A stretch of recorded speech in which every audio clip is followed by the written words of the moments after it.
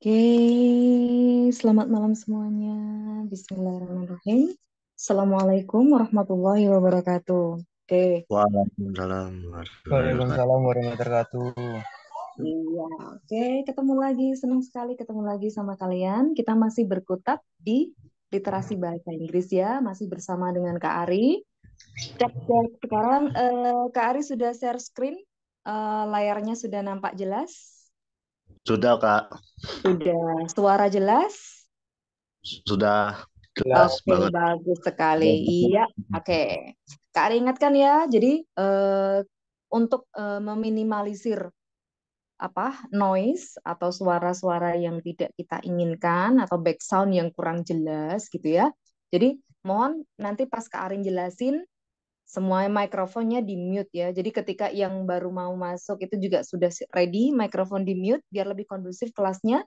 Kalau ada pertanyaan silahkan optimalkan chatnya, kecuali nanti Kak Ari buka sesi untuk kalau mau ngomong-ngomong gitu ya. Oke, yuk.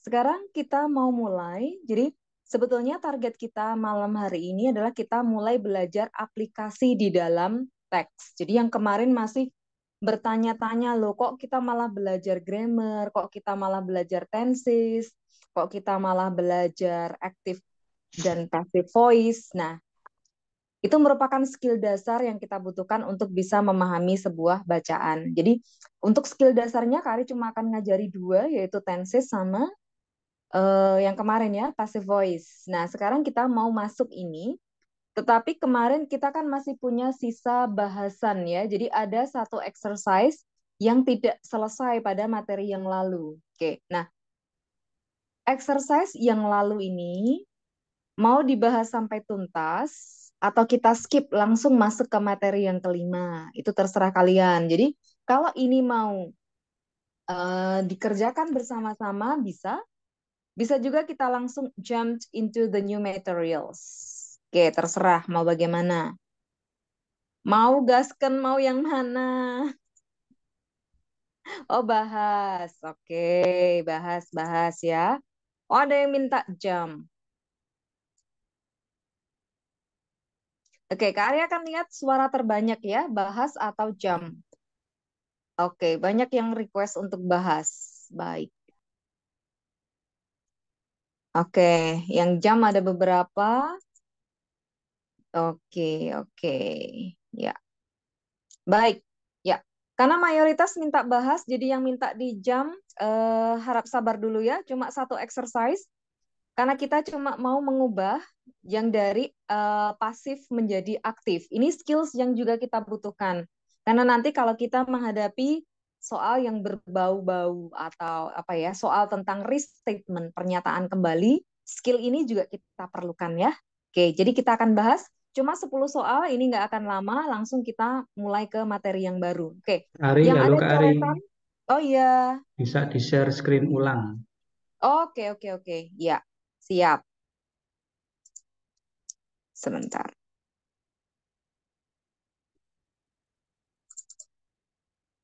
Sebentar ya, saya tutup dulu.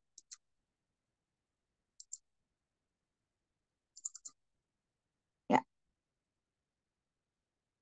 oke. Nah, gini. Baik, banyak yang minta dibahas, jadi Kak Ari akan langsung membahas. Jadi, yang exercise belum kita kerjakan adalah tentang mengubah dari pasif menjadi kalimat aktif. Nah, di sini kita harus mengenali subjeknya mana, objeknya yang mana. Oke, jadi kita mulai dengan contoh yang pertama. Kalau nggak salah ini sudah kita kerjakan pada pertemuan yang lalu ya. Jadi kalimat yang pertama, result will be published in the next issue of the journal by the researchers. Nah, buat yang kemarin belum ikut, oke, Kak Ari akan step by step, sedikit demi sedikit, biar yang kemarin bisa cepat mengikuti ya. Oke, nah yang pertama, kalimat ini merupakan kalimat pasif. Identifikasinya dari mana? Jadi yang menjadi ciri dari kalimat pasif adalah adanya to be yang diikuti oleh verb 3. Jadi ini pola dasar pasif itu adalah, bentar, oke. Ini pola dasarnya ya. Jadi yang Kak Ari tulis cuma pola dasarnya. Yang lain-lain kalau ketinggalan bisa request catatan sama teman yang lain ya. Jadi yang minggu atau lihat YouTube dari pertemuan yang lalu. Jadi nggak akan Kak Ari jelaskan ulang secara keseluruhan. Takut yang udah paham nanti bosan. Jadi cuma mengingatkan saja pola dasarnya itu pasti selalu ada yang namanya to be diikuti oleh bentuk verb 3. Nah, bentuk to be-nya ini sendiri tergantung pada kalimat apa. Kalau kalimatnya dalam konteks present tense yang menjelaskan masa sekarang, maka to be yang digunakan itu ada 3, is, am, dan are. Kalau itu konteksnya past, maka to be yang digunakan adalah was atau were. Kemudian kalau konteksnya dalam konteks perfect tense, maka to be yang dipakai adalah kata been, gitu ya. Nah, 3 macam to be ini selalu diikuti oleh verb bentuk ketiga. Jadi kalau to be diikuti verb ing itu bukan bentuk pasif. Itu artinya adalah sedang. Oke. Nah, untuk yang kemarin nggak ikut, silahkan dicek di grup ya. Di grup ini nanti di di bio-nya itu ada atau tanya coba nanti tanya teman yang lain ya caranya gimana. Oke. Ya. Oke, sekarang Kari akan lanjutkan. Ini ada yang coret-coret lagi. Harus di screen ulang ini. Nah, ayo. Waduh, please jangan dicoret-coret lagi ya. Kak Arya akan stop share, ganti slide yang baru. Habis ini jangan coret-coret lagi. Oke?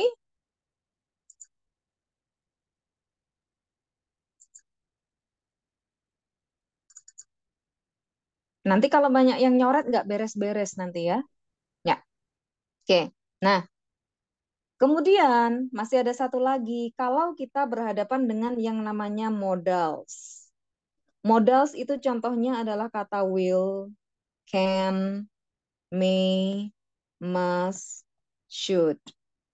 Nah, bentuk pasifnya itu selalu seperti ini. Modals diikuti oleh kata be, diikuti oleh V3. Gitu ya. Oke, ini pola dasar dari kalimat pasif. Oke, sekarang langsung masuk ke kalimat yang pertama. Kalimat yang pertama, result will be published. Berarti di sini adalah subjek dari kalimatnya kan?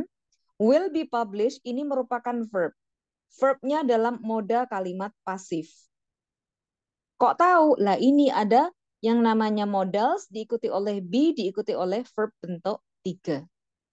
Kemudian ada kata ini, by. Ini juga menjadi ciri dari sebuah kalimat pasif. Oke, by the researchers. Berarti ini adalah objeknya. Jadi kalau mau mengubah dari kalimat pasif menjadi kalimat aktif, maka kalimat aktifnya akan dimulai dengan kata atau frasa sesudah kata by. Gitu ya. Oke.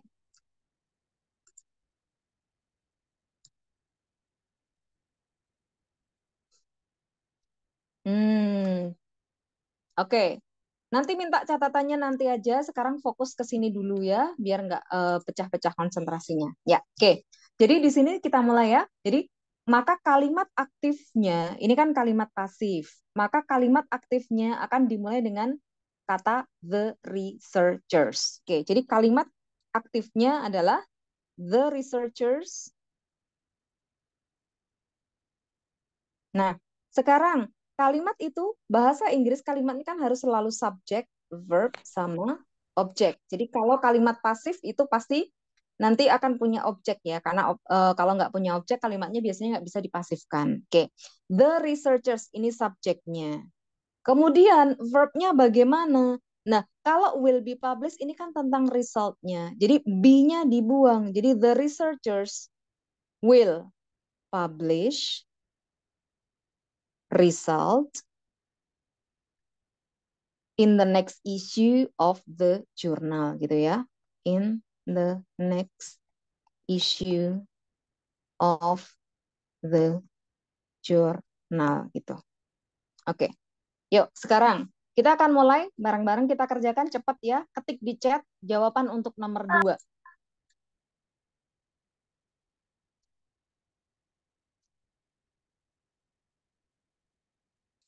Yuk, ketik jawaban untuk nomor 2. Oke, ada yang jawabnya banyak sekalian. Oke, keren nih. Oke. Dari Edward, the researcher will publish the result. Oke. Yang kedua, we made the mistakes. Betul sekali. Jadi, frasenya dimulai dengan by us. Us ini adalah objek, ketika dia di depan, dia menjadi we. Karena di sini ada penggunaan were made. Berarti tenses yang kita pakai, ini mengindikasikan ini adalah pasif dalam konteks past tense. Nah, kalau past tense, pola kalimatnya kan subjek plus V2. Berarti V2 dari made ini juga sama made. Berarti we made mistakes. Ya, oke. Mau ditambahin the juga boleh, enggak juga nggak apa-apa. Oke ya. Ya, betul. Nomor 2. Sekarang nomor 3. We made the mistake. Benar sekali. Oke, nomor 3. Siapa yang bisa? Yuk, langsung aja nomor 3. Ini jawaban ini. Oke, Kak Arya akan cek jawaban ini. The general manager refused the committee's recommendation. Oke, betul. Jadi di sini ada kata was refused. Ini indikator pasifnya. Kita mulai dengan frase setelah by. Berarti the general manager. Kak Arya singkat aja ya. The GM.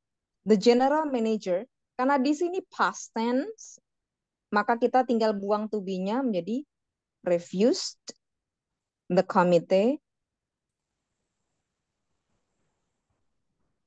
recommendation. Oke, yuk. Sekarang nomor 4.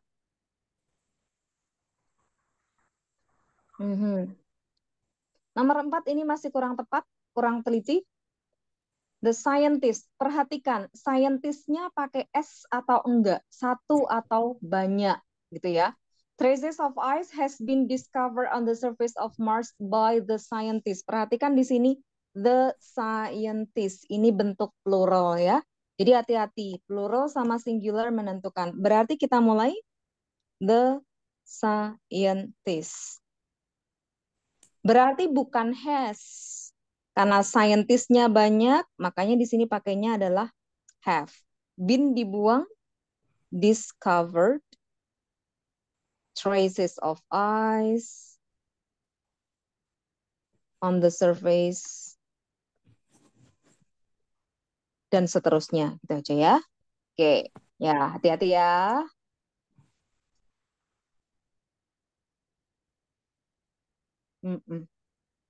Ya, refuse-nya bukan refuse aja karena di sini was refuse. Penggunaan was di sini mengindikasikan bahwa kalimat aktifnya itu pasti dalam bentuk past tense.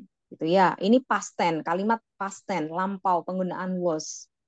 Oke, nanti Kak Arya akan ulang sedikit mengubah dari aktif menjadi pasif buat yang belum ikut kemarin. Oke. Ya. Sekarang nomor 5, she was attacked by a fierce dog. Nah, ini juga sama, the fierce dog attack her, correct. Ya, a fierce dog attack her. Ini objeknya pindah ke depan, a fierce dog, anjing yang galak. Nah, di sini was attack, sama, was attack berarti ini penggunaan past tense. Past tense itu cukup pakai V2. A fierce dog attack her. Lanjut nomor 6. Her younger brother is always helped by her. Nah, berarti untuk nomor 6, sesudah by berarti her ke depan dia menjadi she. Nah, she, karena di sini ada kata is always, ini berarti present tense. Maka kalau present tense itu rumusnya kan subjek plus V1. Nah, V1 karena subjeknya she, maka V1-nya pakai S. Oke, ada kata always, sisipkan. She always, help-nya menjadi helps her younger brother.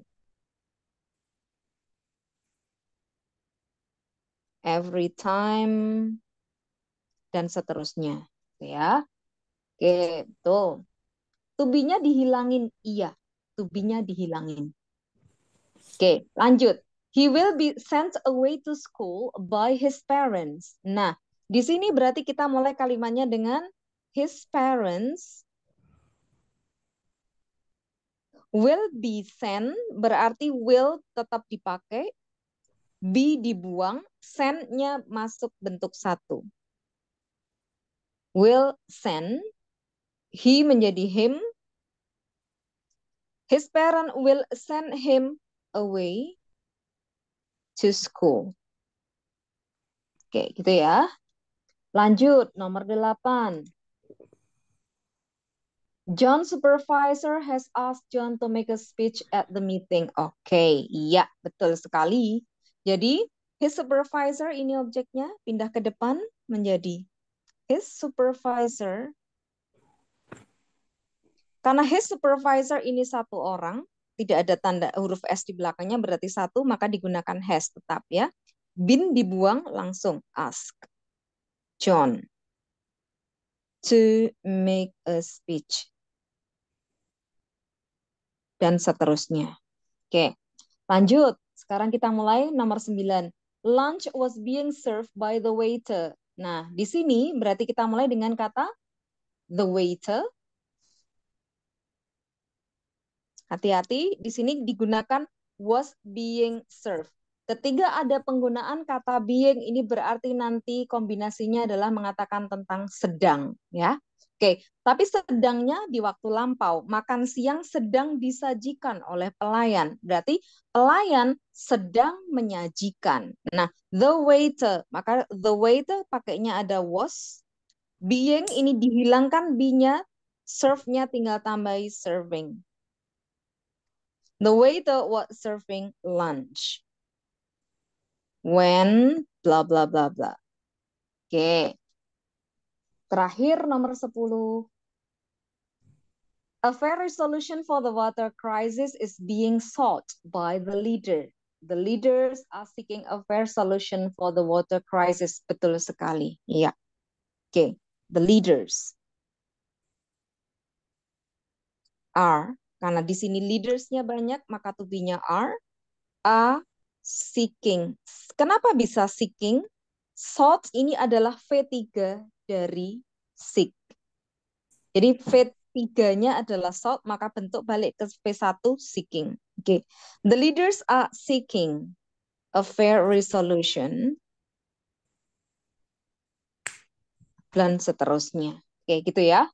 Ya, Mbak yang masih bingung, oke, Kak Arya akan jelaskan sedikit kilas balik tentang passive voice ya. Jadi begini, kalau Kak Ari punya kalimat seperti ini, nomor 1, he, misalnya, he cleans his room, he cleans the room every morning.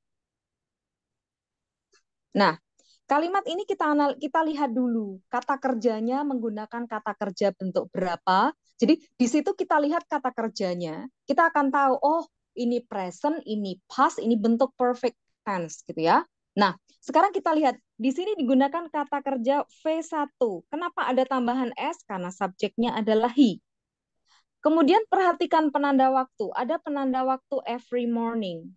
Berarti jelas kalimat ini menggunakan tenses-nya adalah bentuk present. Nah, dalam bentuk present ini ada 3 macam to be yang dipakai, yaitu is, am, dan are. Ini yang kita ingat ya. Kenapa harus ingat ini? Karena bentuk pasif tadi intinya apa? Intinya adalah to be plus V3. Itu pasif. To be plus V3. Nah, berarti di sini kalimat ini he merupakan subjek, cleans verb, the room's object. Oke, berarti kita mau rubah posisinya. Kalau pasif itu berarti kamar-kamarnya dibersihkan oleh dia, berarti rotasi posisi. Berarti the rooms. Nah, setelah the rooms, di sini kita kan butuh verb. Nah, verbnya yang dipakai adalah kombinasi ini. To be plus V3. Karena ini kalimat present to be-nya adalah is, am, are.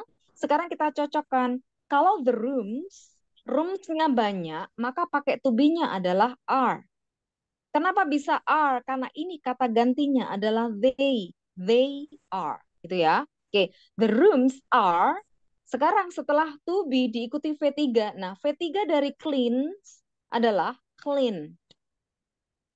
Nah, ini verbnya seperti ini. Cleaned by him every morning.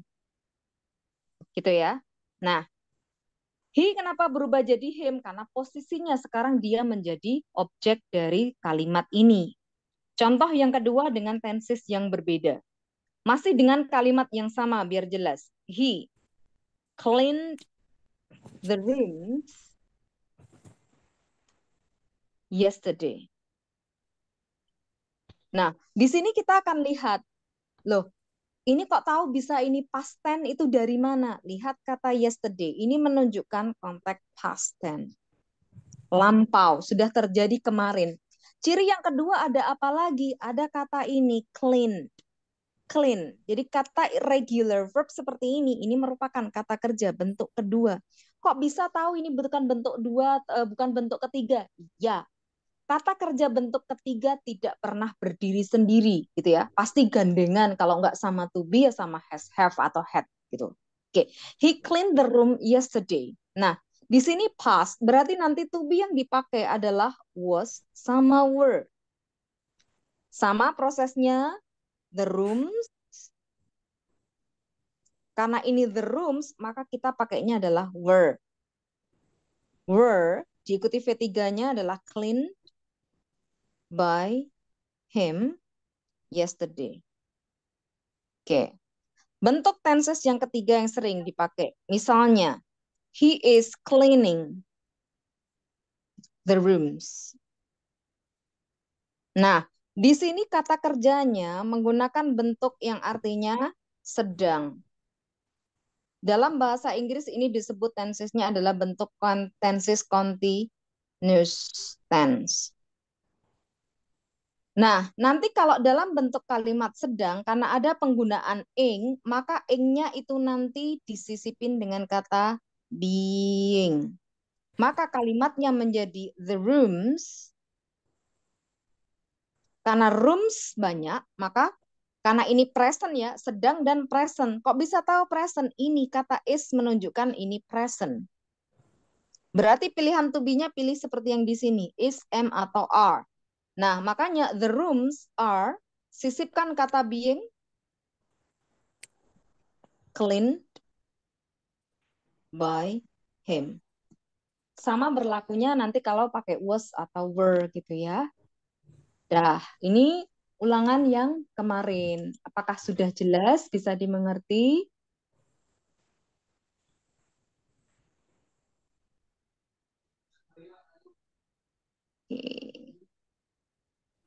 Oke, ya. Bisa ya. Nah, oke. Mau SS yang atasnya? Oke. Oke. Boleh, boleh. Bisa lembar pertama boleh. Oke, oke, oke. Siap, siap. Kak Ari akan scroll ke atas ya. Oke, yuk. Sekarang ini yang pertama tadi. Biar kecil aja. Yuk. Yang pertama. Oke, yang mau screenshot. Oke, yang kedua. Ini. Kalau ini masih nanggung kurang jelas, nanti silahkan buka pelajaran yang kemarin gitu aja ya. Biar nggak ngulang-ngulang materi. Sekarang ini udah, berarti kita move on ya. Kita maju. Iya. Oke, kita maju. Lebih jelas yang minggu kemarin. Jadi minggu kemarin Kak Ari sudah kupas tuntas tentang passive voice. Oke, buat yang baru tahu, baru gabung sekarang, jadi dalam 1 bulan itu ada 3 kali pertemuan bahasa Inggris, itu biasanya di awal bulan. Jadi di 3 minggu pertama, minggu keempat itu nanti dipakai untuk mapel yang lain gitu ya. Atau gimana, pasti ada informasi dari kakak admin. Itu aja. Yuk, sekarang ada pertanyaan dulu. Kalau nggak ada, Kak Ari akan lanjut. Kalau hari Minggu, kalau nggak, coba nanti cek di ini ya. Ada recordnya. Ada.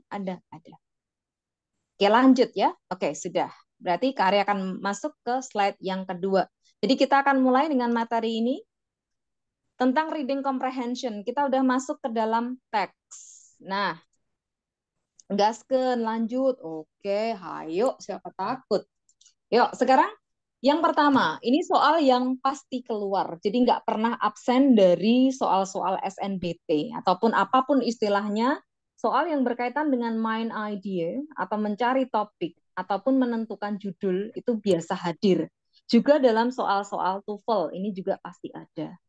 Jadi hampir dalam semua soal ujian, baik itu yang SNBT maupun yang ujian mandiri itu kan pasti ada reading comprehension. Nah, itu pasti pertanyaan yang berkaitan dengan main idea ini pasti muncul. Sekarang kita akan lihat. Nah, kalian kan udah punya buku The King ya. Sebetulnya ini ada di buku The King. Cuma kalau baca sendiri mungkin males. Jadi Kak Ari akan jelaskan seperti ini. Gini ya. Jadi bagaimana sih kita mencari yang namanya main idea dan topik itu? Satu, kita harus tahu dulu main idea itu apa. Nah, sama seperti dalam bahasa Indonesia ya, main idea, main ini artinya adalah utama atau pokok, gitu kan? Oke, main artinya utama atau pokok. Ide ya ide. Jadi ide pokok dan topik. Bahasa Indonesianya juga sama, topik. Nah, yang pertama, main idea. Main idea itu apa?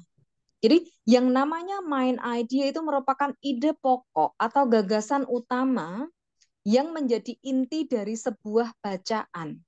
Nah, bacaan itu bisa terdiri dari satu paragraf, bisa juga terdiri dari beberapa paragraf atau banyak paragraf.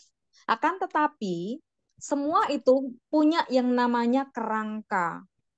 Nah, kerangkanya itulah yang dikembangkan. Oke, nah yang pertama ide pokok, udah tahu definisinya. Nah, ide pokok itu bagaimana? Ide pokok itu biasanya dituangkan dalam kalimat yang lengkap. Nah, kalimat yang lengkap dalam bahasa Inggris itu setidaknya harus ada yang namanya subject dan verb. Ini wajib ada dalam sebuah kalimat. Nah, bagaimana dengan objek?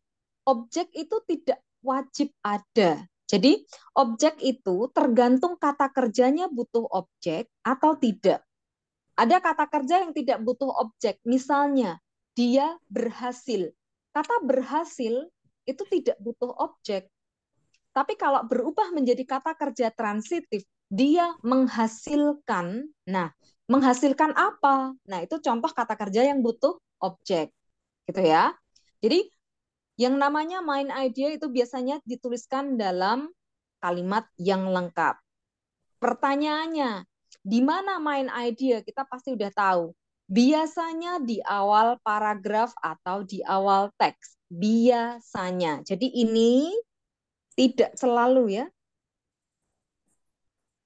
Jadi bisa di awal, bisa juga di akhir teks, atau kalau ini teksnya yang sedikit lebih rumit adalah bahwa main idea itu harus disimpulkan dari keseluruhan teks. Nah, ini yang paling sulit. Tapi biasanya untuk soal-soal dalam SNBT itu ada di lingkup yang pertama dan yang kedua. Jadi nggak usah terlalu khawatir. Oke. Yuk, sekarang berikutnya. Topik. Topik itu apa sih? Nah, topik itu merupakan subjek pembicaraan sama sebetulnya. Jadi inti dari teks itu apa gitu aja ya. Jadi subjek atau ini adalah kata lain dari kata inti. Inti dari teksnya itu apa sih dalam bacaan? Yang membedakan antara main idea sama topik adalah penulisannya. Jadi kalau main idea itu berupa kalimat yang lengkap. Nah, kalau topik ini merupakan frase saja. Contohnya bagaimana sih yang kalimat lengkap? Misalnya ya, yang menjadi contoh misalnya untuk main idea. Kak Ari tulis main idea.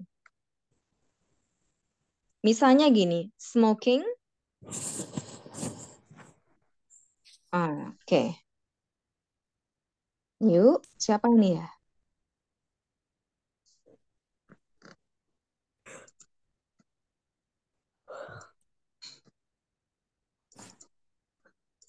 Oke. Yuk, oke. Smoking, misalnya, merokok itu mengakibatkan banyak masalah kesehatan atau oke.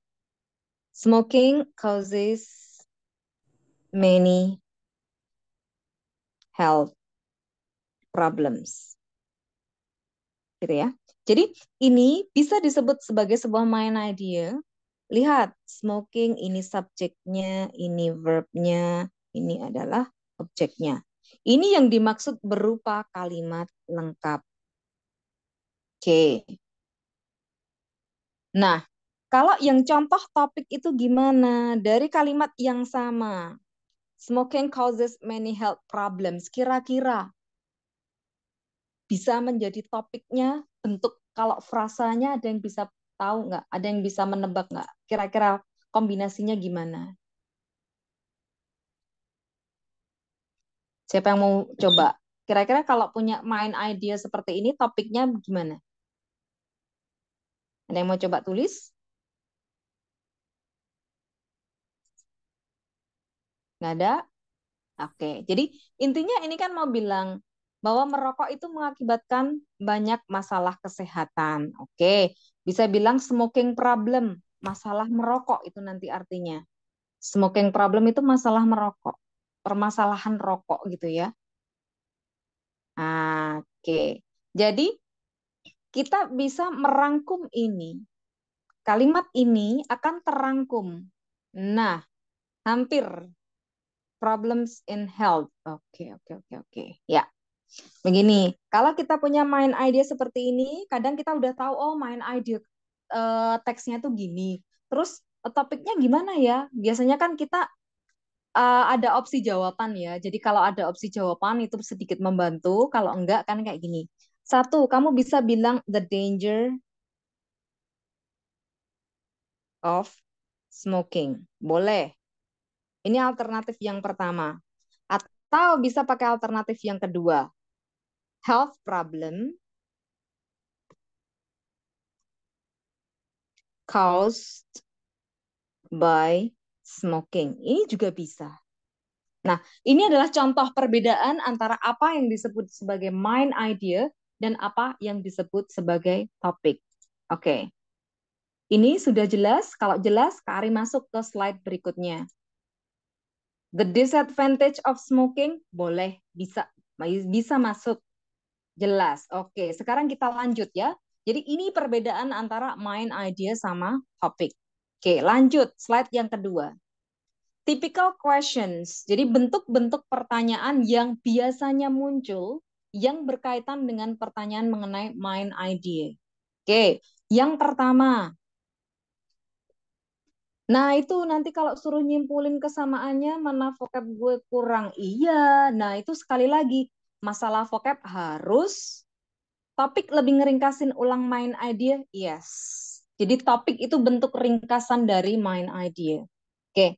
Sekarang bentuk-bentuk pertanyaan yang lazim muncul, yang menanyakan mind idea. Jadi ada banyak variasi pertanyaan. Jadi jangan sampai gagal paham dengan pertanyaannya dulu. Nanti kalau gagal memahami pertanyaan, gagal juga memahami bacaan atau mencari jawabannya ya. Oke, pertanyaan yang pertama adalah what is the main idea of the passage? Ini pertanyaan yang sangat to the point.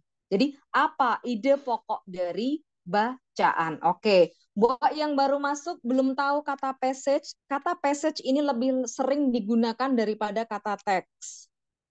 Dalam soal-soal SNBT, seringnya justru menggunakan kata passage, tapi bisa juga menggunakan kata teks, tergantung penulis soalnya. Jadi harus ingat dua-duanya. Ini artinya adalah bacaan. Jadi apa ide pokok dari bacaan? Yang kedua, the primary idea. Dari kata primer, primary. Primary ini artinya utama. Jadi sama ya. Jadi nanti kalau kamu ketemu kata main, primary, itu sama. Ini artinya adalah utama atau pokok. Jadi ide pokok dari bacaan adalah sama kan? Cuma redaksi soal nomor 1 sama nomor 2 saja yang beda. Lanjut nomor 3. Which of the following? Berarti manakah berikut ini yang paling tepat mengekspresikan ide dari bacaan? Oke. Next. What is the best title? Title ini artinya adalah judul. Loh, kok tiba-tiba nanyain judul? Padahal yang ditanya main idea. Yang namanya title atau judul ini merangkum yang namanya main idea. Karena judul ini memberikan kita gambaran, oh teksnya ini akan bercerita tentang ini. Jadi yang namanya judul itu satu, tidak boleh terlalu general, terlalu umum. Yang kedua, tidak boleh terlalu spesifik. Nah, jadi terlalu umum juga enggak. Jadi kalau terlalu umum nanti bahasanya akan sangat luas. Kalau terlalu spesifik mungkin tidak akan mengcover beberapa ide yang ada di dalam teks gitu ya. Jadi yang namanya judul, langkah menentukan judul adalah sama dengan menentukan main idea dari teks itu sendiri gitu ya. Jadi ini tipe soal pengembangan dari main idea. Next, the main topic of the passage. Ini sama dengan nomor 1 dan 2, to the point. Apa? Topik utama. Kata main artinya utama. Oke. What does the passage mainly discuss? Sama penggunaan kata main, mainly. Utamanya membicarakan apa? Gitu ya. Jadi hati-hati dengan tipe pertanyaan nomor 6. Karena bisa jadi main idenya sedikit split. Yang ditanyakan yang paling banyak dibicarakan di situ. Jadi kadang ada topik minor yang diambil topik yang utamanya saja, ya. Lanjut, what is the topic of the passage? Above. Above ini artinya di atas. Apa topik dari teks di atas?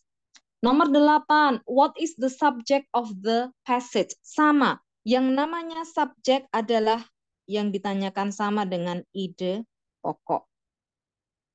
Oke, ya sebentar Kari lihat chatnya. Minta tulis artinya. Baik, jadi nanti kata yang sulit, kata yang sulit itu nanti Kak Ari tulis artinya ya. Tapi Kak Ari tidak tulis semua arti. Jadi kata-kata yang sudah lazim harusnya kalian ketahui, Kak Ari nggak akan terlalu tulis ya. Jadi nanti buang-buang waktu untuk yang ini. Inti pertanyaannya, iya. Jadi ini nomor 6 ini, teks itu utamanya membicarakan apa gitu. Oke, tadi udah ada yang spill halaman berapa di buku. Silahkan sambil dicek yang di buku gitu ya. Oke, lanjut ya. Nomor 8 sudah. Nomor 9. The passage is primarily concerned with. Nah, ini artinya juga sama. Teks ini utamanya concerned with. Jadi ini artinya teks ini utamanya bisa diartikan membahas apa gitu. Atau berkaitan dengan apa.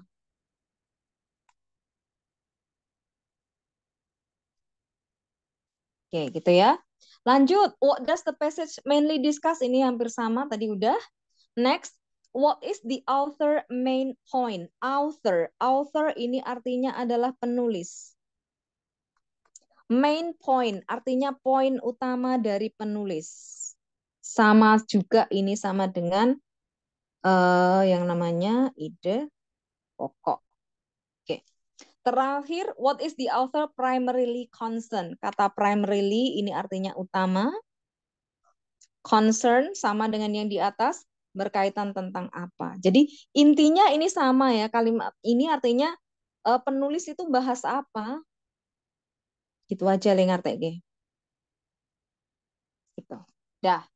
Ini tipe-tipe pertanyaan yang ada dalam soal-soal SNPT. Mungkin ada style sedikit berbeda, kurang lebihnya akan seperti ini gitu ya. Nggak banyak-banyak bedanya nanti. Mau SS yang atasnya. Betul, artinya intinya itu semua sama menanyakan main idea, cuma redaksinya saja yang berbeda gitu ya. Jadi kalau kalian tahu artinya ini, oh iya hampir sama semua ya, cuma redaksinya saja. Jadi teks ini difokuskan pada apa, berkaitan tentang apa, betul. Iya, konsentrasinya pada apa, betul sekali. Oke, yang mau screenshot boleh, silahkan. 1, 2, 3, 1, 2, 3. Oke, yang kedua. 1, 2, 3, 1, 2, 3. Lanjut ya.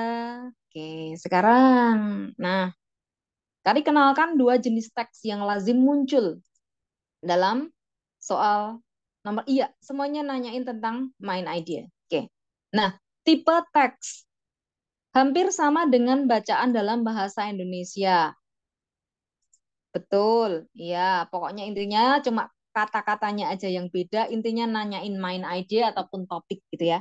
Oke, sekarang tipe teks sama dalam pelajaran bahasa Indonesia. Ada teks yang namanya induktif, ada yang namanya deduktif. Yang namanya teks induktif nggak perlu tahu ini teksnya teks apa ya, induktif atau nggak usah gini ya. Jadi gini aja. Yang penting eh, ada sebuah bacaan yang dimulai dengan detail-detailnya dulu. Jadi ada poin-poin yang disebutkan, kemudian ide pokoknya itu dirangkum di bagian akhir. Jadi kalimat ini misalnya di paragraf yang pertama. Jadi misalnya ada sebuah judul. Ini judul, kemudian teks terdiri dari beberapa paragraf. Misalnya begini, paragraf 1, paragraf 2, paragraf 3, paragraf 4. Jadi paragraf 1, 1, 2, 3, 4. Di sini di paragraf 1, ide dari paragraf 1 ini merupakan urut serangkaian gitu ya. 1 sampai 2, 3 ini merupakan detail-detail saja. Kemudian ide pokoknya itu terletak di sini. Ada di bagian akhir. Jadi hampir merupakan yang namanya kesimpulan atau rangkumannya itu nanti diletakkan di bagian akhir. Nah, ini yang harus kita waspadai ya. Karena kita seringnya berpatokan bahwa main idea itu ada di awal teks. Tidak selalu, karena ada dua jenis teks. Jadi teks yang pertama bisa paragraf 1, 2, 3 merupakan detail-detail informasi, kemudian ide pokoknya nanti dirangkum di akhir. Atau ini yang paling sering kita hadapi, dimulai dengan ide pokok. Jadi ini istilahnya tesis statement itu sama ya dengan ide pokok, jangan bingung. Oke, dimulai dengan ide pokok yang kemudian dijabarkan. Jadi dibalik, kebalikan dari yang pertama. Jadi dimulai ide pokok, kemudian diikuti penjabaran. Nah, jadi ada dua jenis teks yang biasanya kita hadapi. Bisa itu main ID-nya di awal, bisa di akhir. Gitu ya. Oke, bentar. Hmm.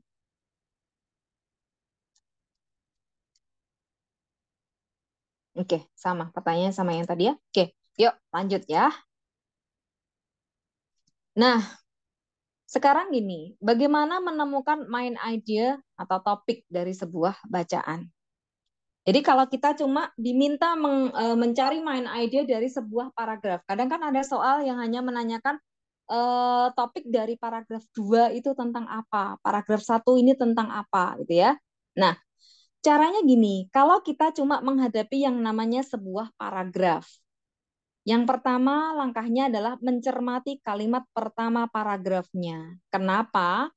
Main idea biasanya ada di awal paragraf, tapi tidak selalu, ingat. Jadi tidak selalu, jadi ini tidak mutlak ada di bagian awal. Kemudian, bagaimana cara mengetahuinya? Apakah main idea di awal atau di belakang? Atau harus dirangkum? Nah, yang kedua, cek kalimat berikutnya ini apakah merupakan penjabaran atau penjelasan lebih lanjut dari apa yang disampaikan di kalimat pertama. Kalau memang dia merupakan penjabaran dari kalimat pertama, maka fix main idea ada di awal. Kalau tidak, sabar, tunggu di belakang. Apakah, oh ternyata ada ide yang lebih umum yang mengcover ide-ide yang disebutkan di dalam paragraf tersebut. Ketiga, nah ini adalah jenis soal dari SNBT yang makin kesini, makin tahun makin kesini itu adalah kita wajib mewaspadai opsi jawaban yang menggunakan kosakata sama dalam teks. Kenapa? Seringkali jawaban yang benar itu justru ditulis menggunakan redaksi yang berbeda. Jadi menggunakan padanan kata tetapi esensi informasinya sama gitu. Oke.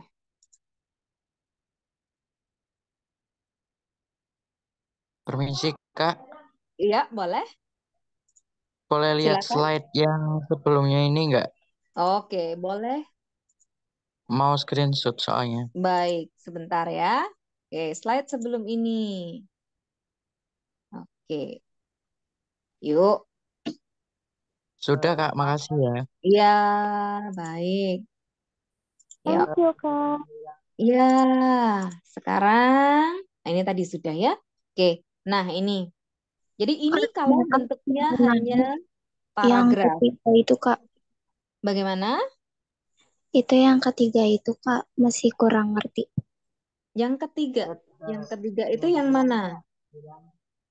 Enggak yang tadi, Kak. Yang tadi. Slide yang Oh, yang ini. Oh, ini ya. Poin Ya, yang Kak. ketiga ya. Oke, Contoh, baik. Kak, Tarik kalau ulang. Maksudnya gimana itu waspadai opsi jawabannya? Oke, iya. Begini. Jadi nanti ada contoh di mana Kak Ari akan memperlihatkan pada kalian ada opsi jawaban yang menggunakan kosakata yang mirip dengan apa yang ada di dalam teks. Tapi sebetulnya itu merupakan jebakan. Jadi buat kalian yang kadang-kadang kan gini, dulu triknya yang dipelajari dari orang-orang dulu itu bahwa main idea atau topik itu pasti menggunakan kata yang paling banyak disebut di dalam teks. Biasanya kan gitu. Nah, hati-hati karena soal yang sekarang ini lebih mengedepankan pemahaman. Jadi apakah kalian paham inti informasi atau tidak? Karena itu biasanya opsi jawaban yang benar itu justru cara menyusun kalimatnya atau kosakata yang digunakan itu berbeda, tapi esensi informasinya sama, gitu ya. Oke, ya. Kak, Oke, izin nanti, bertanya. oh boleh, silakan. Untuk main ID itu sendiri bisa berada di tengah nggak? Main Ide pokoknya. idea berada di tengah itu agak Iya. jarang sekali. Jadi kebanyakan begini. Jadi ada 3 tipe main idea sebetulnya. Yang paling lazim itu dia ada di awal teks. Yang kedua yang lazim juga itu ada di akhir bacaan. Tipe yang ketiga adalah main idea yang harus disimpulkan secara keseluruhan. Tetapi main idea yang seperti ini termasuk kategori teks yang cukup rumit. Jadi biasanya untuk level SNBT, tipe yang seperti ini, bacaan yang seperti ini tidak dipakai oleh penulis soal. Gitu ya. Kalau di tengah, Kari belum pernah menemukan ya. Jadi di awal, di tengah mungkin kalau di awal di paragraf 1 baru intro, bisa jadi di paragraf kedua kalau ini teksnya panjang. Tapi kalau teksnya hanya 3 atau 4 paragraf, biasanya jarang seperti itu. Gitu ya. Oke. Ya, Makasih, lanjut Kak. ya. Baik, ya. Thank you, Kak. Baik, boleh silakan. Aku tadi telat masuknya. Boleh balik ke atas nggak, Kak, buat di screenshot? Oh iya, oke. Kita screenshot. Sekarang Kari kasih kesempatan screenshot dari awal ya. Yang tadi ketinggalan screenshot. Sebetulnya nanti kan ada recording. Kalian lebih enak pelajari lagi sambil dengerin penjelasan. Tapi kalau mau screenshot dari sekarang juga boleh. Oke, yuk. Kita mulai screenshot lagi ya. 1, 2, 3, yuk. Lebih cepat aja ya. Tuaga, tuaga. Udah ya. Slide yang kedua. Bentar. Oke. Slide yang kedua. Ya. Tuaga, tuaga, tuaga. Oke. Tuaga, tuaga, tuaga. Udah. Sudah. Oke. Lanjut. Lanjut poin yang ini. Sudah ya? Oke. Lanjut sekarang. Oke. Nanti nggak boleh ada yang minta SS lagi ya. Udah Kak Ari ulangi. Oke ya? Kalau SS berarti yang berikutnya. Ya, oke. Yuk, sekarang Kak Ari akan lanjut penjelasan ya. Nah, bagaimana kalau bacaan itu terdiri dari beberapa paragraf? Ini yang agak tricky. Oke, kita kan mau mencari main idea. Waktu kita terbatas, tapi kita nggak mau salah nembak jawaban. Nah, gimana triknya? Satu, cermati paragraf 1. Ini wajib. Jadi, kalau melihat teks, wajib paham paragraf 1. Paragraf 1 nggak paham, biasanya agak rumit nanti nyari jawabannya, terus langsung cap cip cup ABCD, ABCD, nggak jelas nanti namanya cuma nembak jawaban aja ya. Oke, jadi paragraf 1 pahami intinya apa. Jadi pahami paragraf 1 khususnya bagian awal. Jadi kalimat pertama bisa juga kalimat kedua ya. Jadi tidak selalu cuma kalimat pertama. Bagian awal itu bisa kalimat pertama saja atau plus kalimat kedua. Karena kadang-kadang kalimat pertama belum lengkap. Jadi kadang mundur dikit kalimat kedua. Ini tambahan aja. Jadi cermati dulu paragraf 1 khususnya di kalimat pertama. Setelah kalimat pertama masuk bagian ke tengah, oh kalimat pertama apakah dijabarkan di kalimat kedua, ketiga, keempat, dan seterusnya atau tidak. Nah, lebih fokus lagi cermati bagian akhir. Jadi kalau menemukan sebuah teks, kok kalimat pertamanya cuma gini, kalimat kedua informasi terpisah, oh tapi kok merupakan runutan informasi ya, oh kayaknya berarti main ID-nya nggak di awal nih. Mungkin main ID-nya ada di bagian akhir atau kalimat terakhir dari paragraf 1. Sering ya seperti ini. Jadi main idea bisa ada di awal paragraf 1, bisa juga ada di akhir paragraf 1, bisa juga harus disimpulkan. Oke, nah berarti ketika kita sudah mencermati paragraf 1, kita punya yang namanya dugaan main idea. Baru dugaan. Dugaan ini harus dikonfirmasi. Cara mengkonfirmasinya bagaimana? Jadi dugaan ini dikonfirmasi. Cara mengkonfirmasinya adalah paragraf kedua, ketiga, dan keempat itu membicarakan apa? Berarti langkahnya adalah dengan mencermati kalimat pertama dari paragraf 2, 3, dan seterusnya. Paragraf 2, 3, dan seterusnya ini Kak Ari akan sebut paragraf di tengah. Nah, paragraf di tengah biasanya main idea, ide pokok ada di awal paragraf. Ya, nggak mungkin di akhir, awal biasanya ya.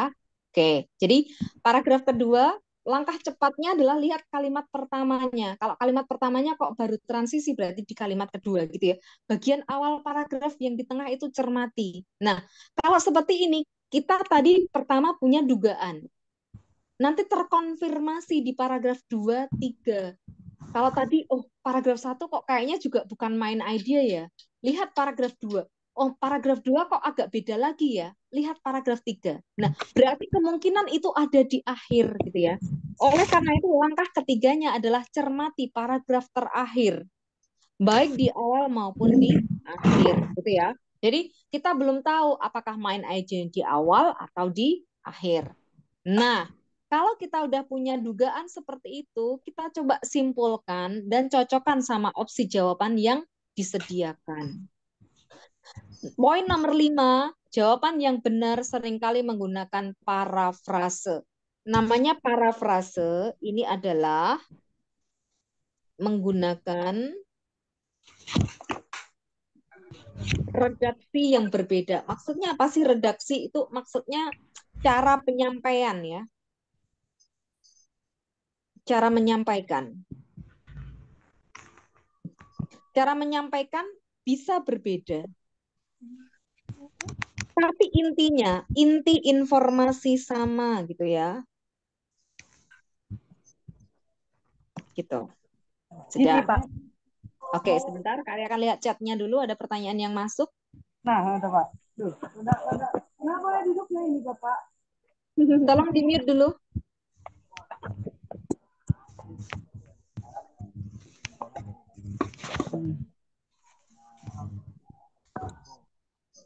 Oke, udah ya.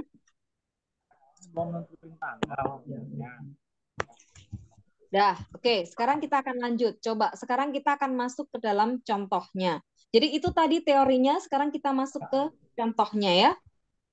Oke, nanti nanyanya nanti ketika Kak Arit kasih waktu boleh bertanya. Oke, sekarang kita lihat. Kita akan mulai dengan teks yang pendek dulu.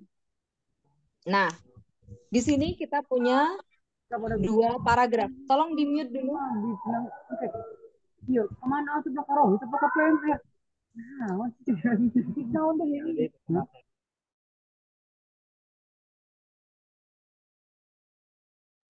Oke, yuk. Karya akan mulai lagi. Gini. Nah, pertanyaannya, what is the main topic of this passage? Apa topik utama dari bacaan ini? Tadi langkahnya gimana? Cermati paragraf yang pertama. Berarti kita baca, kita pahami paragraf 1 dulu. Nah, paragraf 1, mana dulu yang dicermati? Bagian awal atau bagian akhir gitu ya. Oke, sekarang kita artikan. Like mammals, jadi seperti mamalia, burung mengklaim their own territories. Territory artinya adalah wilayah. Wilayah mereka sendiri. A bird's territory. Nah, kita kan punya dugaan, oh kayaknya ini tentang teritori apa ya, gitu ya. Mungkin kan gitu kan, kita baca kalimat pertamanya, seperti mamalia, burung mengklaim teritori mereka. Nah, sekarang kita masuk ke kalimat kedua. A bird's territory, wilayah burung itu bisa kecil, bisa juga besar. Nah, kalau gini kita lihat korelasi kalimat pertama dan kedua. Jadi kalimat yang pertama menyatakan tentang klaim wilayah oleh burung. Kalimat kedua, ini kan merupakan rangkaian penjelasan dari penjelasan atau penjabaran kalimat pertama, gitu ya. Jadi kita udah punya dugaan. Teks ini sepertinya akan membahas tentang teritori dari burung. Itu asumsi kita, gitu ya, dugaan kita. Sekarang kita akan buktikan apakah iya. Lihat kalimat berikutnya. Beberapa burung mengklaim hanya their nest. Nest itu artinya adalah bukan sangkar tapi sarang. Oke. Sarang dan area tepat di sekelilingnya. While itu artinya sedangkan. Warahmatullahi wabarakatuh. Halo sahabat Linggi. Sedangkan yang lain mengklaim teritori yang far larger. Kalau ketemu model kalimat kata seperti ini, far larger, ini artinya far itu artinya jauh, larger itu lebih besar, gitu ya. Yang jauh lebih besar, yang include their feeding area, yang mencakup area mencari makan mereka. Harusnya kejadian kayak gini juga perlu terjadi. Salah kata dan serentak.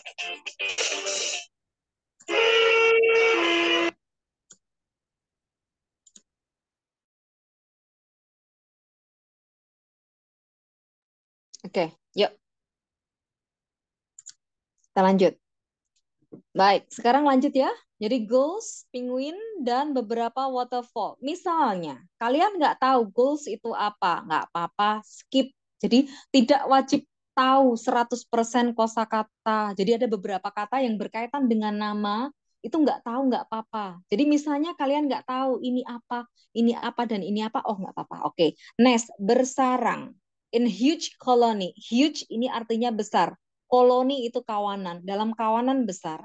Tetapi bahkan di dalam koloni yang terbesar, setiap pejantan dan mate itu artinya pasangannya, memiliki teritori kecil, wilayah kecil di dalam wilayahnya itu sendiri, di apa ya, pokoknya paling dekat dengan sarangnya gitu ya, immediately, segera di sekeliling sarangnya gitu ya. Artinya jadi dalam satu koloni itu ada udah kayak punya rumah, itu punya kamar sendiri-sendiri.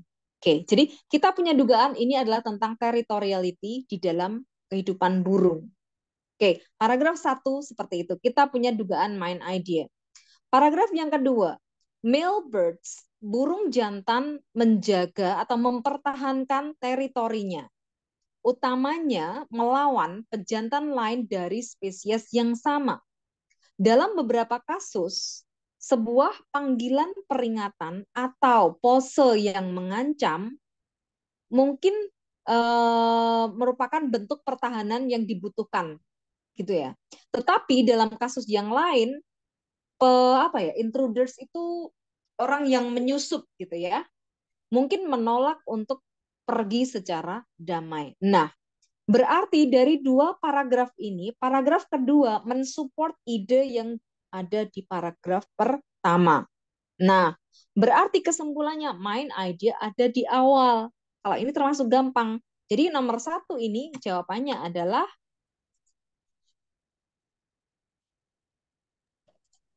D. Ya, betul, territoriality. Nomor 1, kita pakai contoh yang mudah. Lanjut. Jelas ya? Sekarang nomor 2. Nah, ini ada di dalam buku The King kalau nggak salah. Kari lupa. Ada. Ada yang sudah belajar? Ada Iya yang Kak, belum? ada. Iya Kak, ada. Ada kan? Iya. Jadi ini contoh. Tadi yang masih bingung dengan poin yang ketiga. Poin ketiga itu adalah maksudnya apa? Kita harus mewaspadai penggunaan kosakata yang sama. Yang harus kita cari adalah inti dari kalimatnya, gitu kan? Nah, sekarang begini. Dari teks pendek ini, apakah kosakatanya sulit? Ada kata sulit atau tidak? Kari mau bantu tebak-tebakan kata dulu ya. Ada. Oke. Berarti supaya paham. Oke. Oh, nggak ada. Iya, kalau di buku nggak ada kosakata sulitnya, nggak ada. Langsung pembahasannya kan. Nah, gini. Oh, nggak ada yang sulit. Oke, bagus. Atau nggak ada kosakata yang sulit. Oke, oke, oke. Sip. Kalau nggak ada, itu alhamdulillah banget. Oke, sekarang Kak Ari akan bantu dengan kosakatanya ya. Jadi yang pertama ada kata sharp. Sharp artinya adalah, oke ini, jadi ini list kosakata. Silahkan, nanti cara belajarnya seperti ini ya. Jadi kalau kalian buka buku The King kan nggak ada terjemahan semua teksnya ya. Jadi kata yang sulit itu silahkan bikin list seperti ini. Apa aja sih kata yang sulit? Nanti dihafal. Ketemu teks lagi, tulis lagi kata yang kamu nggak paham, dihafal. Terus ketemu lagi, loh ini sama dengan kosakata yang kemarin, sama dengan yang sebelumnya. Nanti kalian akan melihat seperti itu. Gitu ya. Nah, betul, beberapa tidak harus literal. Oke, ini kosakata yang Kari anggap penting, yang bisa muncul dalam banyak teks, gitu ya. Sharp, ini wajib tahu. Sharp artinya adalah tajam. Kata distinction, ini artinya adalah perbedaan. Ini bersinonim dengan kata difference. Jadi, tahu perbedaan kosakata, padanan kata itu juga penting. Oke, intelligence ini artinya adalah kecerdasan. Kalau reason aja ini artinya adalah alasan. Tetapi dalam konteks kalimat nanti di dalam teks ini reasoning lebih masuk ke arti penalaran. According to ini adalah dalam list kosakata yang Kak Ari kasih sebelumnya, artinya menurut. Udah dihafal belum kosakata yang kemarin?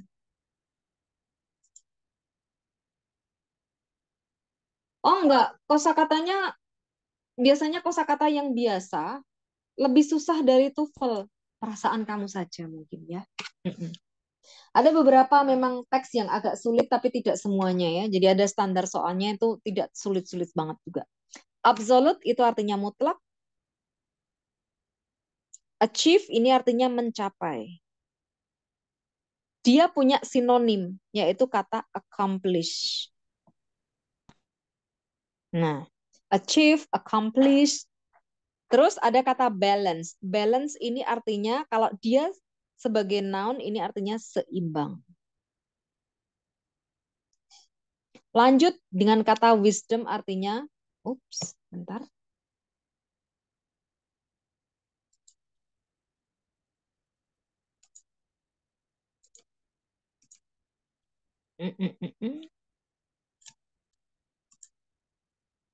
Oke, wisdom.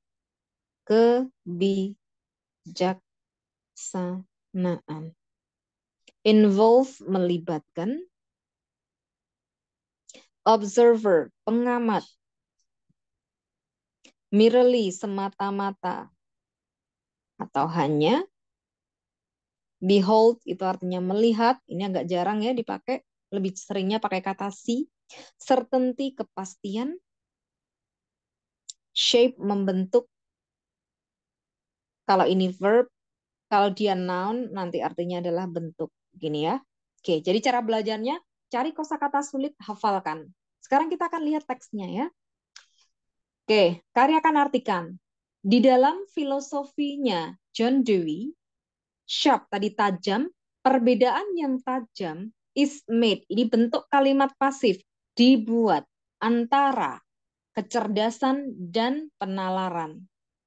Menurut Dewey, kecerdasan adalah satu-satunya jalan mutlak untuk mencapai keseimbangan antara realisme dan idealisme, antara practicality, yaitu praktek nyata, dan kebijaksanaan hidup.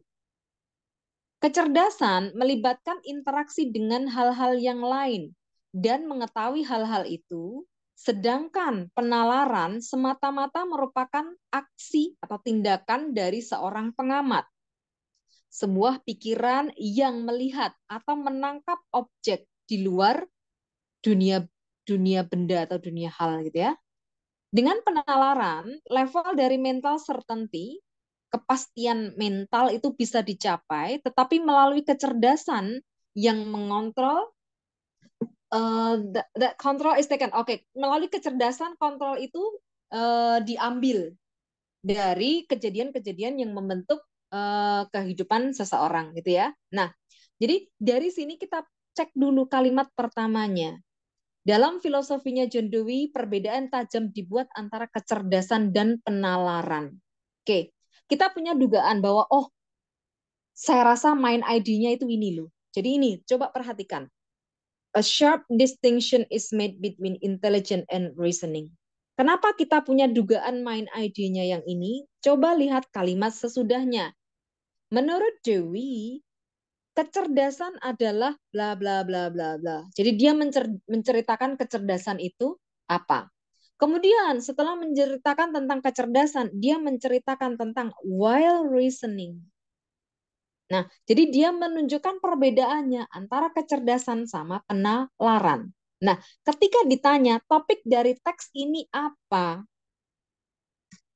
Kak Ari sudah pernah uji coba soal ini untuk banyak siswa. Banyak yang terkecoh. Ya atau tidak?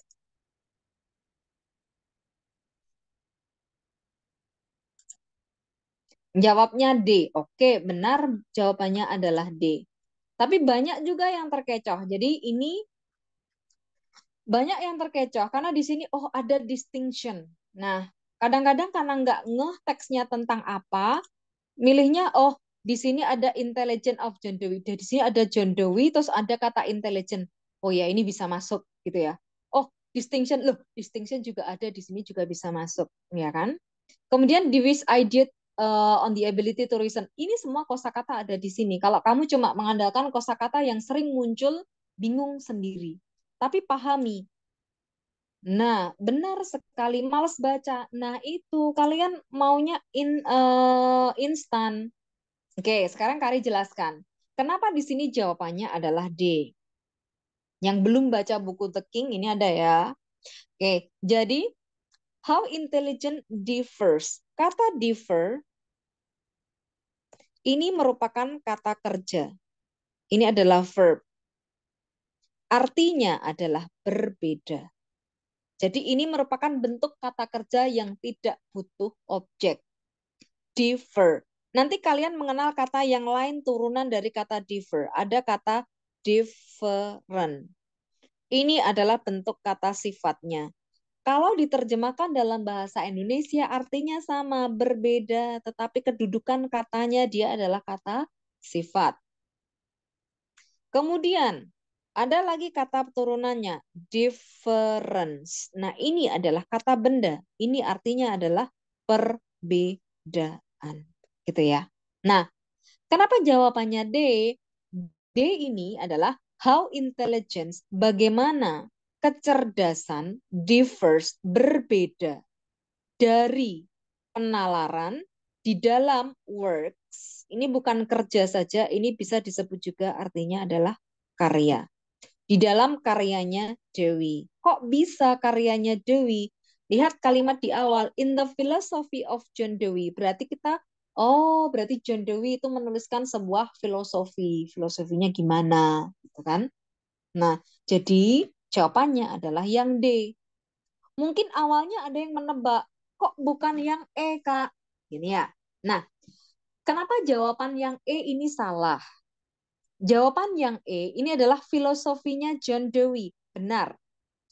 In the philosophy of John Dewey. Tetapi jawaban E ini bisa dianggap sebagai jawaban yang terlalu umum. Filosofinya John Dewey itu apa saja banyak. Tetapi yang dibahas di sini lebih spesifik. Spesifikasinya adalah perbedaan antara intelligence sama reasoning. Jadi tidak hal yang umum. Itulah kenapa jawaban E salah. Itu. Too general, betul. Gini, oke, ada yang nanya tentang perbedaan kata. We are differs, no. Salah ini kalimatnya kalau we are differs.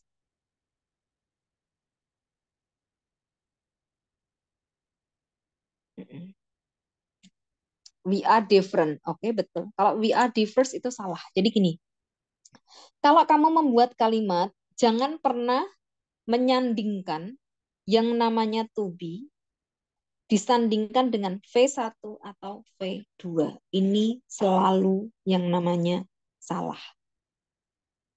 Contoh yang salah gimana? To be itu apa aja sih? To be ada is, am, are, was, were. Tidak pernah bersanding dengan V1. Contoh kalimat yang salah tapi sering dipakai adalah contohnya gini. I am agree.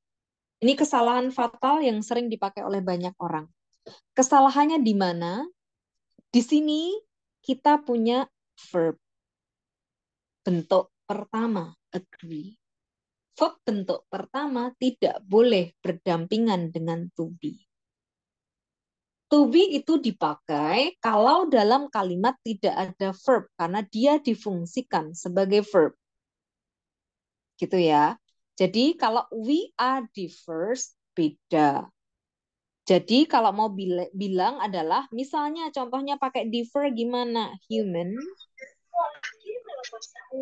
Ayo ikut differs sih. Oh, sembilan from, nanti hari ini. waduh, Gue bayarnya 35.000. Woi, bayar 35.000. Oh, sih.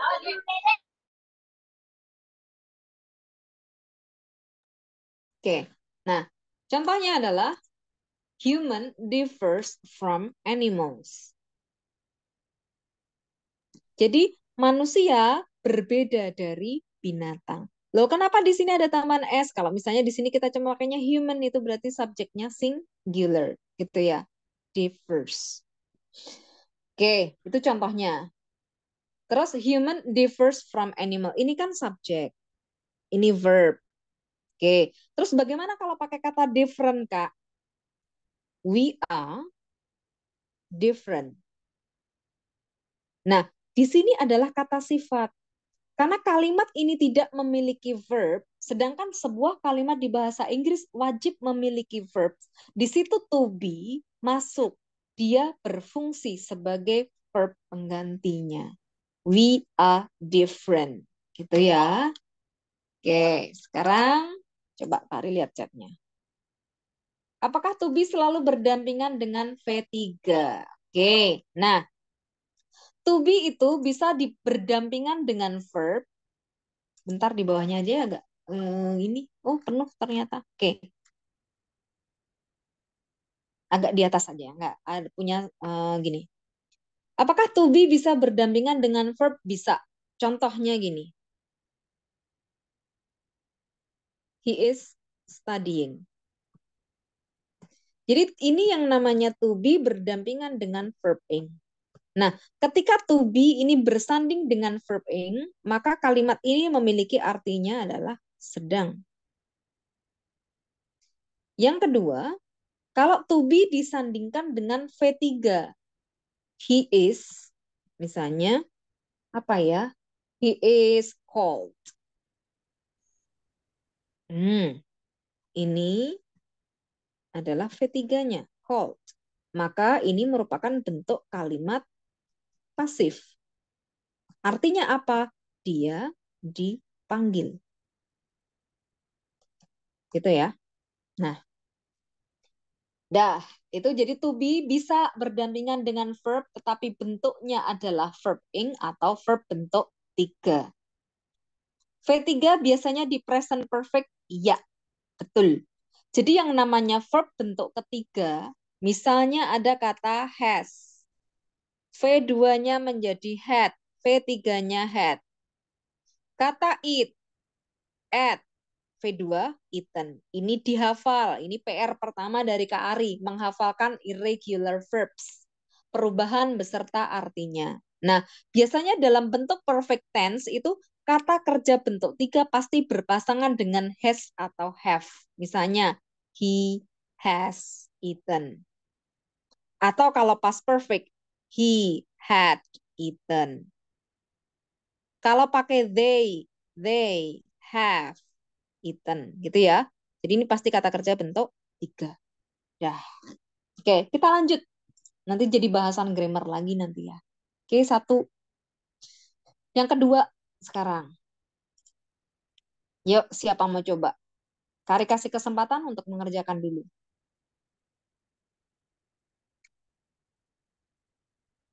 Ada yang bisa?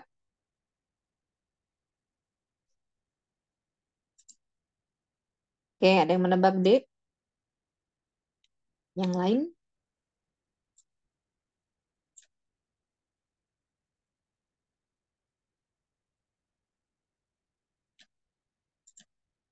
Oke, D, semua D. Ini ada di buku nggak ya? Kari lupa ya. Udah lama ini. Lupa nggak lihat. Oke. Oke, sip. Dah, bener. D nggak sih? D nggak sih? Oke, D. Oke, hampir kebanyakan menjawab D. Sekarang kita akan bahas ya. Jadi lihat, seperti tadi caranya adalah lihat paragraf pertama. Sekarang, a hoax. Tidak seperti kesalahan yang jujur. Hoax itu adalah a deliberately. Deliberate ini artinya sengaja. Oke, ini kosakatanya Kak Ari tulis artinya di bawah aja ya. Ada nggak sih? Oke. Di sini kosakatanya Kak Ari tulis di bawah aja biar nggak kotor, yang di atas terlalu coret-coret. Oke. Sekarang unlike artinya tidak seperti. Honest artinya jujur. Deliberate itu secara sengaja.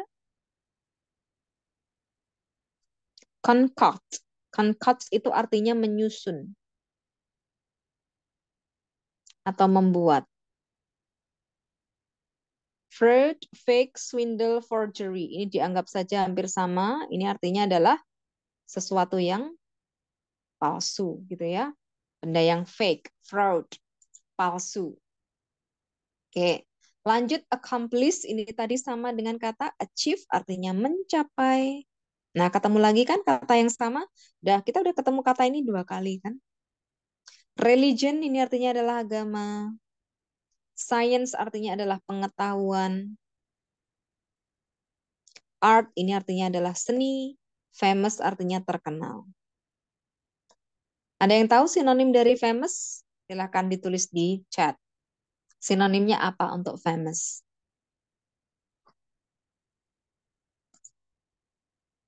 Most? Bukan. Most artinya kebanyakan. Oke, betul. Sinonim untuk kata famous adalah well known. Masih ada lagi sebetulnya. Popular, bisa. Oh, relevan? No. Kalau sinonim dari relevan, enggak. Most wanted, bukan. Kalau most wanted itu paling diinginkan. Always relevant. No, beda. Familiar agak beda. Oke, jadi kata famous terkenal ini bisa pakai kata well known, bisa pakai kata renowned. Itu ya. Ini artinya famous. Popular juga bisa, agak mirip ya. Viral, wah ini bukan, agak beda sedikit ya. Concocts itu artinya kan menyusun, merencanakan gitu, plan kayak bisa, to make juga bisa, kan gitu ya. Lanjut, di sini kita punya kata science artinya pengetahuan. Nah, scientific ini artinya adalah ilmiah. Oke, ada yang tahu sinonim dari kata occur? Yuk, ini kata ini sering banget langganan keluar dalam banyak teks. Occur artinya apa?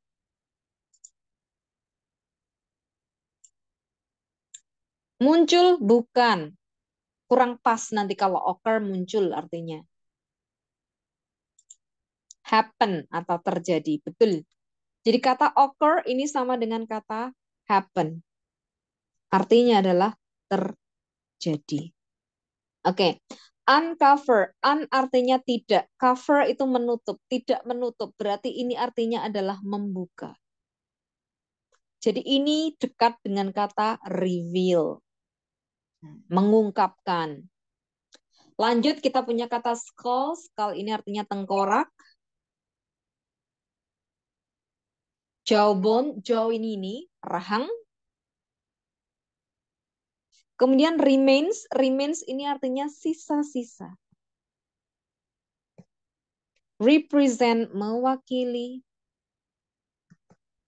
Discovery artinya adalah penemuan. Dari kata kerjanya adalah discover. Ada yang tahu sinonim dari kata discover? Silahkan tulis.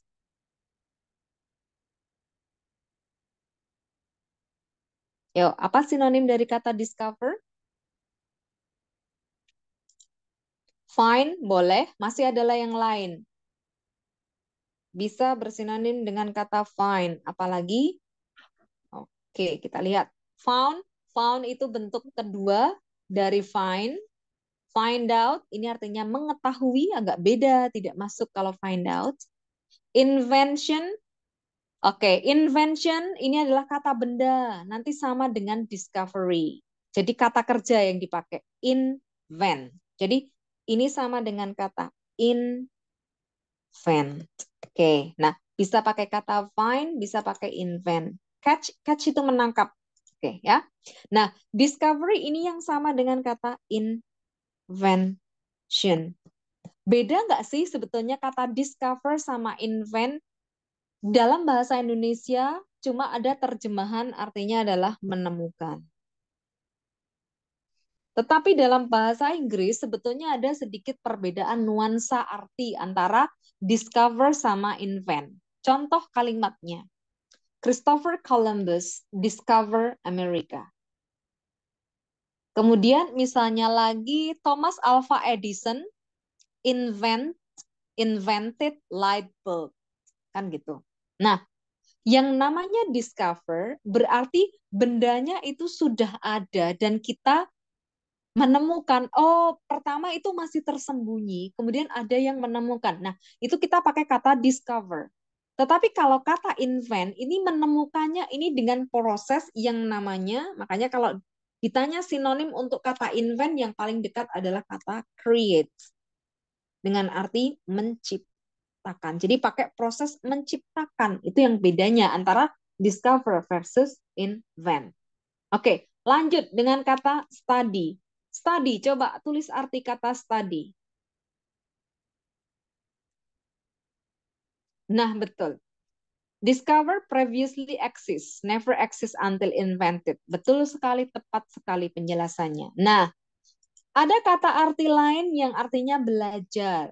Dari selain belajar, kata study ini, kalau dia digunakan sebagai kata benda, kata study ini bisa bersinonim dengan yang namanya research alias penelitian.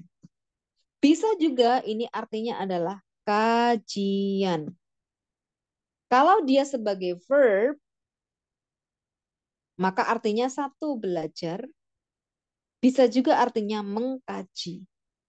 Mengkaji itu kan mempelajari juga ya. Hampir seperti melaksanakan penelitian. Bukan pembelajaran, kajian atau penelitian. Oke. Lanjut. Nah, kalau ada penelitian biasanya ada yang namanya scientist. Scientist ini adalah yang namanya ilmuwan. Jadi ada kata yang dasarnya hampir sama ya. Dari kata science, kita punya scientific, kita punya kata scientist, gitu ya. Nah, jadi kalau scientist ini artinya adalah orangnya. Jadi ini artinya adalah peneliti atau ilmuwan. Nah, dia punya padanan kata. Apa padanan katanya? Coba yang bisa silakan ditulis.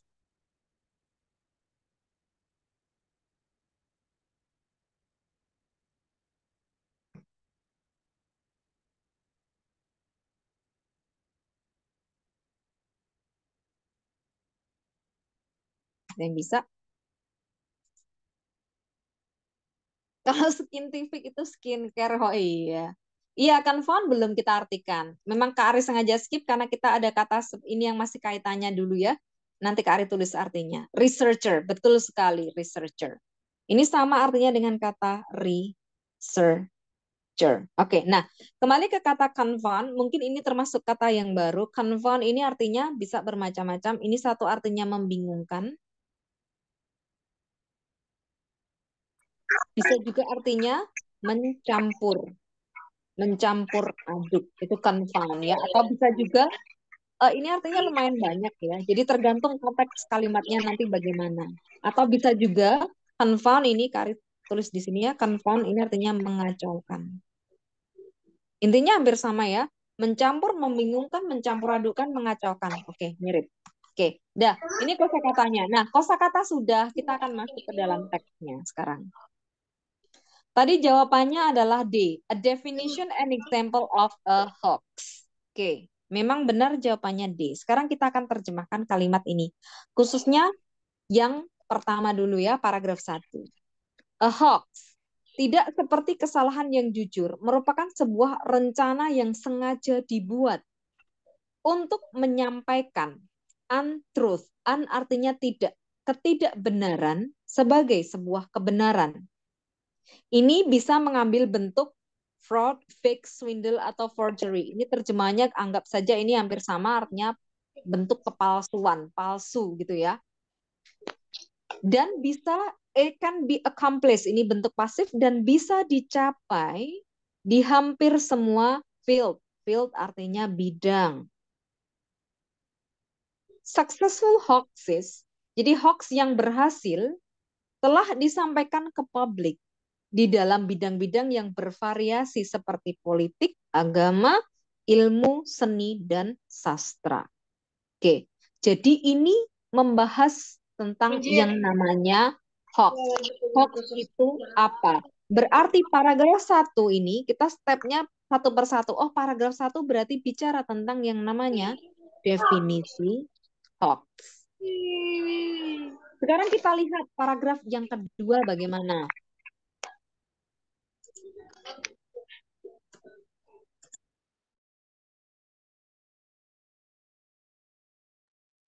Paragraf yang kedua, a famous scientific hoax.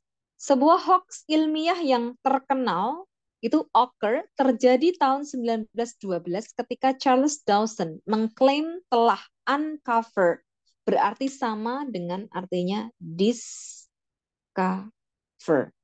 Menemukan kerangka atau tengkorak manusia dan rahang di Piltdown Common. Ini nama. Jadi kalau di tengah nggak paham tapi dimulai dengan huruf kapital, ingat aja itu adalah nama.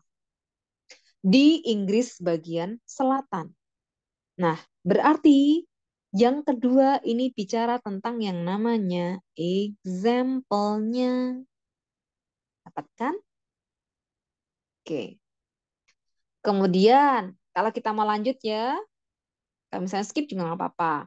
This human remains, sisa-sisa manusia ini, dikatakan berumur lebih dari 500.000 tahun dan tidak seperti sisa-sisa atau yang lain dari periode itu, as such, sebagai contohnya gitu ya, mereka mewakili sebuah penemuan yang penting di dalam penelitian atau pengkajian tentang evolusi manusia. Sisa-sisa ini yang secara populer dikenal sebagai Piltdown Man dan secara ilmiah dinamakan Eanthropus dawsoni after their discoverer. Maksudnya apa sih ini? Ada frase name after. Jadi name after itu biasanya pemberian nama berdasarkan misalnya orang yang menemukan atau misalnya name after his father. Jadi nama ayahnya yang dipakai gitu ya. Confounded artinya membingungkan atau mengacaukan para ilmuwan selama several beberapa dekade. Oke, sekarang kita lihat paragraf terakhirnya. Perlu waktu lebih dari 40 tahun untuk uncover the hoax, untuk mengungkapkan hoax ini. Tahun 1953, sebuah analisis kimia digunakan untuk date the bones, untuk mencari umur dari tulang itu, dan ditemukan bahwa tulangnya merupakan tulang modern dan had been skillfully aged, dituakan secara canggih gitu ya. A further twist, nah ini termasuk, jadi twist kejutan lain dari hoax ini adalah bahwa kerangkanya milik manusia dan rahangnya milik orang hutan. Berarti paragraf ketiga mensupport paragraf kedua kan, intinya tadi diberikan example dan paragraf ketiga merupakan penjelasan lebih lanjut dari paragraf kedua. Jadi teks ini utamanya membicarakan definisi dan contoh dari hoax. Begitu. Kok bisa example? Yang namanya example itu adalah contoh.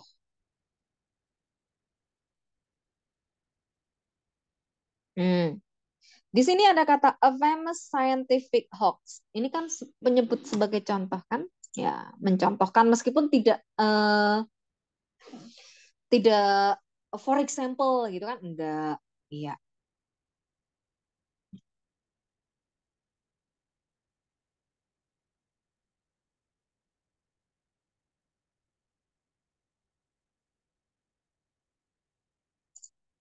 Oke. Tadi ada yang masih bingung? Oke, Kak Ari kan kembali ke kosakatanya. Tadi ada yang masih bingung dengan kata study. Oh, di bawah ya. Sorry. Oke, kata study. Baik, gini. Kata study itu dalam bahasa Inggris dia bisa berfungsi sebagai kata kerja. Contoh, he studies English every Friday. Nah, ini adalah verb. Kemudian, ini artinya belajar. Dia belajar bahasa Inggris. Atau bisa juga mempelajari. Nah, kata study juga bisa berfungsi sebagai noun. Ini artinya adalah kajian atau bisa dikatakan sebagai namanya penelitian. Contoh, the study about dinosaurs. Misalnya apa ya? Kajian tentang dinosaurus itu memicu kontroversi. Triggers kontroversi. Nah, ini kan triggers artinya yang belum tahu memicu. Nah, di sini ini dia berfungsi sebagai yang namanya kata benda. Begitu ya. Oke, sekarang soal terakhir kita selesai jam 9 ya. Oke. Nah, sekarang soal terakhir nomor 4. Paragraf 1 utamanya membahas apa atau berkaitan tentang apa. Nah, tadi kita udah menyimpulkan paragraf 1. Paragraf 1 itu memberikan yang namanya definisi dari hoax.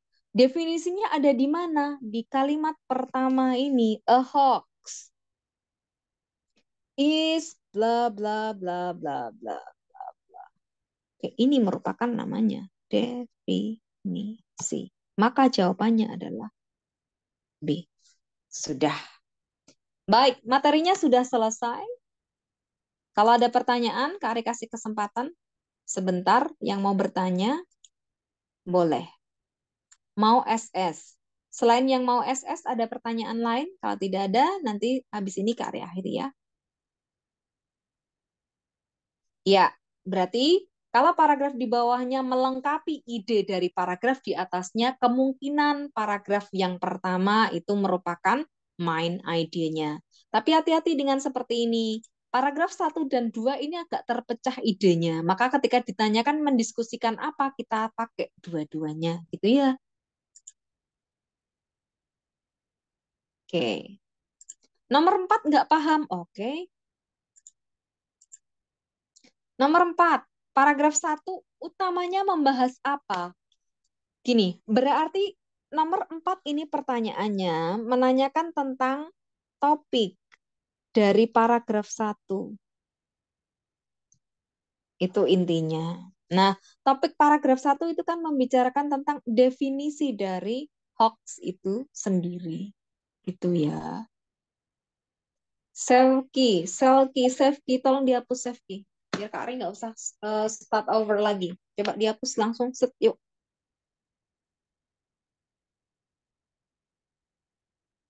Aman.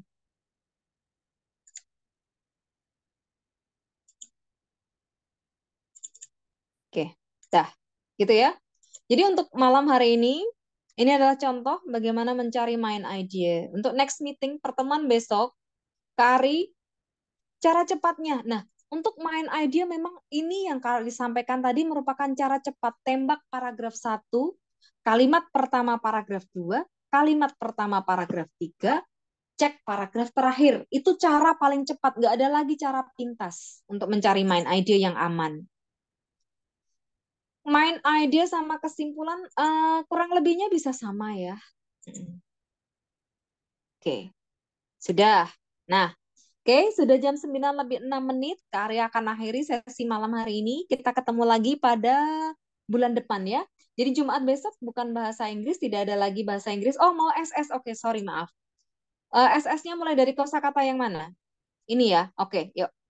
1, 2, 3. Ini kayak tadi udah. 1, 2, 3, 1, 2, 3. Oke, lanjut. Ini yang terakhir. 1, 2, 3, 1, 2, 3. Dah. 1, 2, 3, 1, 2, 3. Next, ini kosakatanya. Yuk. 1, 2, 3, 1, 2, 3. Oke, ini yang terakhir. Tuaga, tuaga, tuaga. Sudah ya.